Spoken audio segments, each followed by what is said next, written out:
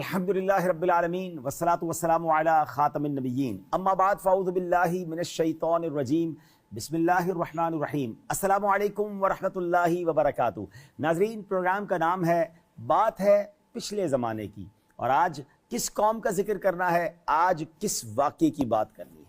ناظرین، دنیا میں بہت سارے تاجر ہیں جو یہ سمجھتے ہیں کہ اگر وہ مال بیچتے وقت تھوڑی سی ڈنڈی مار لیں گے یا گاہک کو کم تول کر دیں گے تو اس کا منافع بڑھ جائے گا۔ یہ ایک عام سی کاروباری ذہنیت ہے، لیکن تاریخ کے اوراق میں ایک ایسی قوم کا تذکرہ ملتا ہے جس نے اس کاروباری خیانت کو اپنا فن بنا لیا تھا۔ یہ وہ لوگ تھے جو صرف ناپ تول میں کمی نہیں کرتے تھے، بلکہ انہوں نے معیشت میں ایک ایسا خفیہ جرم ایجاد کیا تھا جو آج بھی دنیا کی معیشتوں کو تباہ کر رہا ہے، اور وہ تھا کرنسی کی قدر کم کرنا۔ جی ہاں، یعنی سکوں کو توڑنا۔ یہ لوگ اپنی دولت کے نشے میں اتنے اندھے تھے کہ انہوں نے اپنے وقت کے نبی کو یہ دھمکی دی کہ اگر تم نے ہمیں ٹوکا تو ہم تمہیں بستی سے نکال دیں گے۔ سوال یہ ہے کہ وہ کون سا خوفناک لمحہ تھا جب ان کی تجارتی چیخو پکار کو آسمان سے آنے والی ایک حقیقی چیخ نے ہمیشہ کے لیے خاموش کر دیا۔ اس راز کو جاننے کے لیے ہمیں چلنا ہوگا مدین کی بستی میں۔ مدین کا شہر ایک اہم تجارتی شاہراہ پر واقع تھا، جہاں دولت کی ریل پیل تھی۔ اللہ نے ان کی ہدایت کے لیے حضرت شعیب علیہ السلام کو مبعوث فرمایا تاکہ آپ علیہ السلام انہیں توحید و رسالت پر ایمان لانے، ناپ تول میں کمی نہ کرنے اور دیگر گناہوں سے بچنے کی دعوت دے کر راہ راست پر لائیں۔ اہل مدین کے گناہوں اور جرائم کی ایک طویل فہرست ہے۔ ان میں 18 گناہ یہ ہیں: اللہ تعالیٰ کی وحدانیت کا انکار کرنا، بتوں کی پوجا کرنا، نعمتوں کی ناشکری کرنا، ناپ تول میں کمی کرنا، لوگوں کو ان کی چیزیں کم کر کے دینا، قتل و غارت گری اور دیگر گناہوں کے ذریعے زمین میں فساد کرنا، ڈاکے ڈال کر لوگوں کا مال لوٹ لینا، لوگوں کو اذیت دینے کے لیے راستوں میں بیٹھنا اور جس چیز کو دیکھنا ان کے لیے حلال نہیں اسے بھی دیکھنا، غریبوں پر ظلم کرنا، درہم و دینار بنا کر انہیں کسی صحیح غرض کے بغیر توڑ پھوڑ دینا، مسلمانوں کا مذاق اڑانا، عبادت کرنے والوں اور اہل علم پر طنز کرنا، انہیں جبری احکام دینا اور ان پر اپنی بڑائی جتانا، انہیں حقیر جاننا، بیماری اور غربت کی وجہ سے لوگوں کو عار دلانا اور لوگوں کو حضرت شعیب علیہ السلام سے دور کرنے کی کوشش کرنا۔ گناہوں کی تاریکی میں پھنسے ہوئے اہل مدین کو راہ نجات دکھانے اور ان کے اعمال و کردار کی اصلاح کے لیے اللہ تبارک و تعالیٰ نے انہی کے ہم قوم حضرت شعیب علیہ السلام کو منصب نبوت پر فائز فرما کر ان کی طرف بھیجا۔ چنانچہ آپ علیہ السلام نے قوم کو بتوں کی پوجا چھوڑنے اور صرف عبادت الہی کرنے کی دعوت دی، اور فرمایا کہ خرید و فروخت کے وقت ناپ تول پورا کرو اور لوگوں کو ان کی چیزیں کم کر کے نہ دو، کفر و گناہ کر کے زمین میں فساد برپا نہ کرو۔ قرآن کریم میں رب العالمین نے فرمایا وَإِلَى مَدْيَنَ أَخَاهُمْ شُعَيْبًا قَالَ يَا قَوْمِ اعْبُدُوا اللَّهَ مَا لَكُم مِّنْ إِلَٰهٍ غَيْرُهُ قَدْ جَاءَتْكُم بَيِّنَةٌ مِّن رَّبِّكُمْ فَأَوْفُوا الْكَيْلَ وَالْمِيزَانَ وَلَا تَبْخَسُوا النَّاسَ أَشْيَاءَهُمْ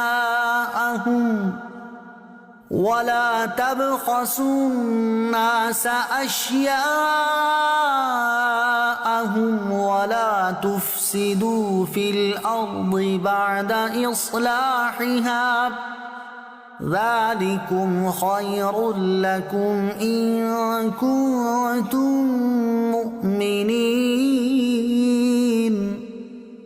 اور مدین کی طرف ان کے ہم قوم شعیب کو بھیجا۔ انہوں نے فرمایا، اے میری قوم، اللہ کی عبادت کرو، اس کے سوا تمہارا کوئی معبود نہیں۔ بے شک تمہارے پاس تمہارے رب کی طرف سے روشن دلیل آ گئی، تو ناپ اور تول پورا پورا کرو اور لوگوں کو ان کی چیزیں کم کر کے نہ دو، اور زمین میں اس کی اصلاح کے بعد فساد نہ پھیلاؤ، کہ تمہارے لیے بہتر ہے اگر تم ایمان لاؤ۔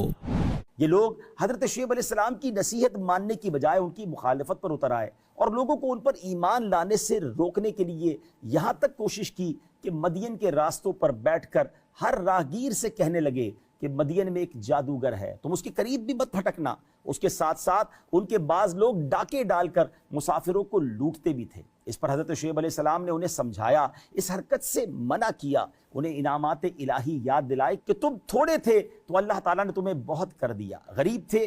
امیر کر دیا، کمزور تھے قوی کر دیا، لہٰذا ان نعمتوں کا تقاضا ہے کہ تم مجھ پر ایمان لا کر اس کا شکر ادا کرو۔ نیز تم پچھلی امتوں کے احوال اور گزرے ہوئے زمانوں میں سرکشی کرنے والوں کے انجام کو عبرت کی نگاہ سے دیکھو اور سوچو کہ ان کا کیا حال ہوا۔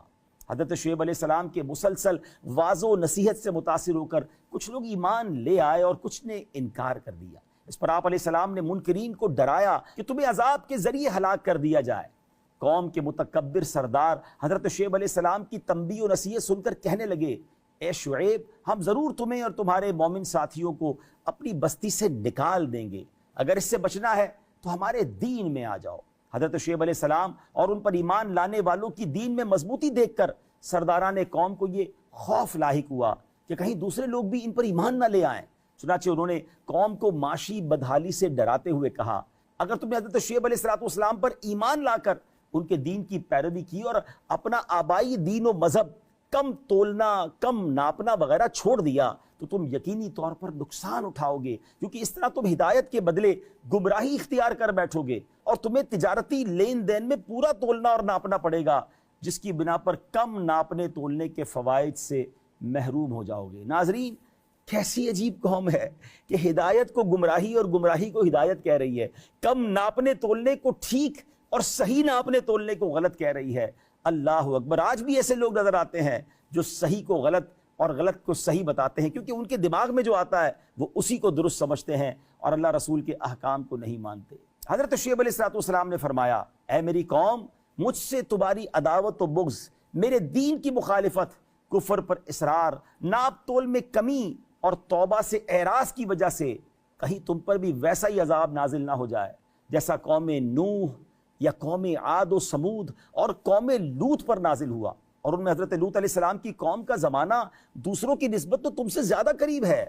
لہٰذا ان کے حالات سے عبرت حاصل کرو اور اس بات سے ڈرو کہ کہیں میری مخالفت کی وجہ سے تم بھی اسی طرح کے عذاب میں مبتلا نہ ہو جاؤ جس میں وہ لوگ مبتلا ہوئے، لہٰذا توبہ کرو، بے شک میرا رب اپنے بندوں پر بڑا مہربان ہے، جو توبہ و استغفار کرتے ہیں وہ اہل ایمان سے محبت فرمانے والا ہے۔ قوم نے جواب دیا کہ آپ کی باتیں ہماری سمجھ میں نہیں آ رہی ہیں اور آپ تو ہمارے مقابلے میں خود ایک کمزور آدمی ہیں کہ اپنے دفاع کی طاقت بھی نہیں رکھتے۔ اگر آپ کا قبیلہ ہمارے دین پر ہونے کی وجہ سے ہم میں عزت دار نہ ہوتا تو ہم پتھر مار مار کر آپ کو قتل کر دیتے، اور ہمارے نزدیک آپ کوئی معزز آدمی نہیں ہے۔ حضرت شعیب علیہ السلام نے انہیں جواب دیا کہ اے میری قوم، کیا تم پر میرے قبیلے کا دباؤ اللہ تعالیٰ سے زیادہ ہے کہ اللہ عز و جل کے لیے تو تم میرے قتل سے باز نہ رہے جبکہ میرے قبیلے کی وجہ سے باز رہے، اور تم نے اللہ عز و جل کے نبی کا احترام تو نہ کیا جبکہ قبیلے کا احترام کیا۔ تم نے اللہ عز و جل کے حکم کو پس پش ڈال رکھا ہے اور اس کے حکم کی تمہیں کوئی پرواہ نہیں ہے، تم نے حکم الہی کو تو ایسے چھوڑ رکھا ہے معاذ اللہ جیسے وہ توجہ کے قابل ہی نہیں ہے۔ ناظرین، یہ باتیں تو حضرت شعیب نے اپنی قوم سے کی ہیں، مگر کیا آج ایسا نہیں ہے؟ لوگوں کو برا نہ لگ جائے، لوگ کیا کہیں گے یہ سوچ کر کچھ لوگ برے کاموں سے بچ رہے ہیں، اس لیے نہیں کہ اللہ ناراض ہو جائے گا، اور جب لوگ نہیں دیکھ رہے ہوتے اور اللہ دیکھ رہا ہوتا ہے، اللہ تو ہر وقت ہمیں ملاحظہ فرما رہا ہے نا، گناہ کر رہے ہیں، نافرمانی کر رہے ہیں، اور کتنا دل کو لگنے والا جملہ ہے کہ اللہ تبارک و تعالیٰ کا حکم ایسا لگتا ہے تمہارے لیے توجہ کے بھی قابل نہیں ہے۔ کیا آج ایسا نہیں ہے کہ اللہ کا حکم سامنے آنے کے بعد بھی کون توجہ دیتا ہے؟ کیا اس کے ماتھے پر کوئی بل، کوئی شکن، کوئی تکلیف کہ میں نے آج اللہ کا حکم چھوڑ دیا، آج میری نماز قضا ہو گئی، آج مجھ سے جھوٹ نکل گیا، آج میری آنکھوں نے غلط دیکھا؟ Who cares؟ خیال ہی نہیں آتا، شرم ہی نہیں ہے۔ یہ تو حضرت شعیب کی قوم کی بات ہو رہی ہے، مگر لگ ایسا رہا ہے کہ یہ آج کے معاشرے میں بات کی جا رہی ہے۔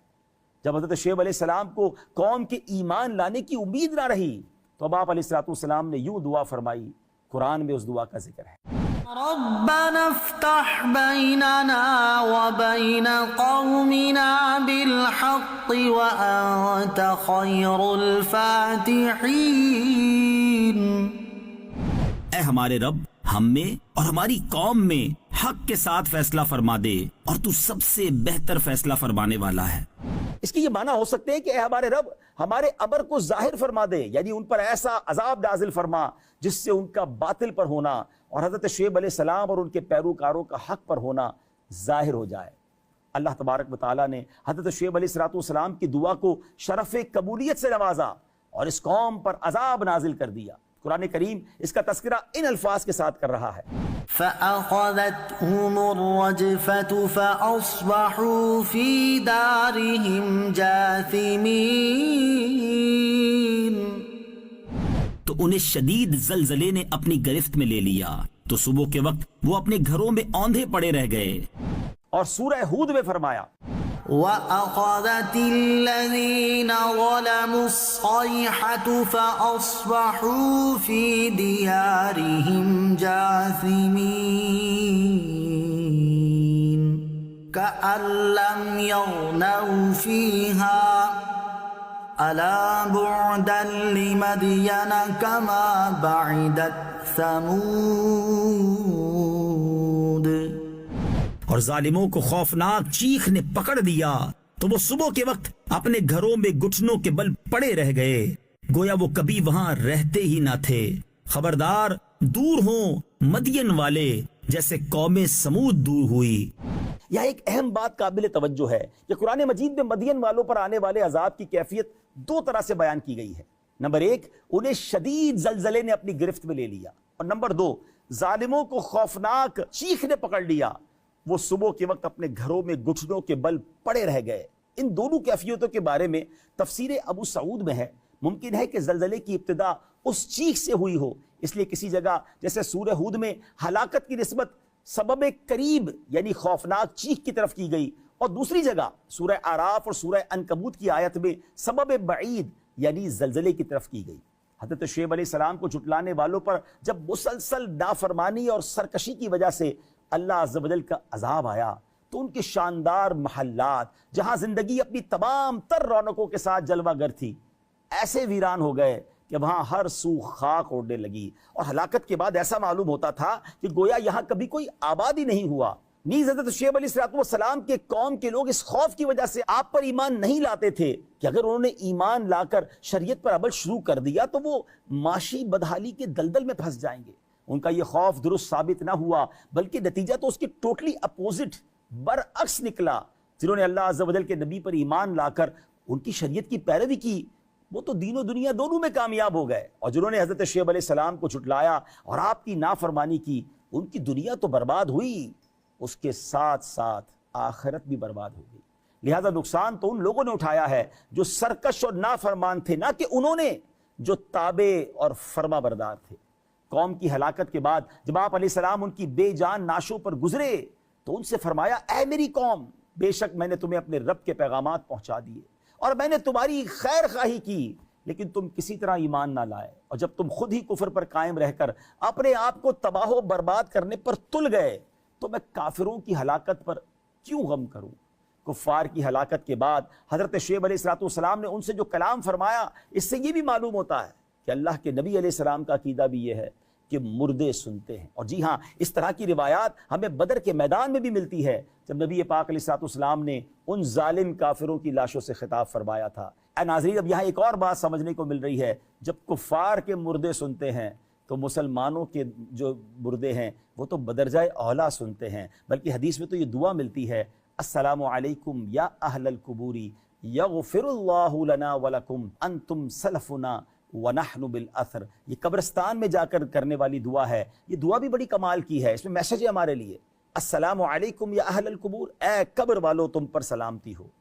یغفر اللہ لنا ولکم، اللہ تمہاری اور ہماری مغفرت فرمائے، انتم سلفنا وَنَحْنُ بِالْأَثْرِ، تم پہلے چلے گئے ہم بعد میں آنے والے۔ کیا میسج ہے؟ قبرستان جا کر یہ خیال کرنا ہے کہ یہ لوگ پہلے چلے گئے، پیچھے ہم نے بھی جانا ہے، اپنی موت کی تیاری کرنی ہے۔ بہرحال یہ بات بھی کلیئر ہو گئی۔ اس واقعے سے بہت کچھ سیکھنے کو مل رہا ہے کہ حرام روزی کمانا، ناپ تول میں کمی کرنا، اللہ والوں کی بات نہ ماننا کس طرح رب کے عذاب کو دعوت دیتا ہے۔ اس زمانے میں بھی ہمیں غور کرنا ہے کہ صرف حلال کمانا ہے، حرام سے دور رہنا ہے، حلال ہی میں برکت ہے۔ حرام میں بعض اوقات مال تو آ جاتا ہے مگر وہ سکون اور برکت کو لے جاتا ہے۔ اللہ مجھے اور آپ کو فقط رزق حلال نصیب فرمائے۔ اپنی دعاؤں میں یاد رکھیے گا۔ اگلے پروگرام میں پھر ملاقات ہوگی۔ صلو علی الحبیب صلی اللہ تعالی علی محمد صلی اللہ علیہ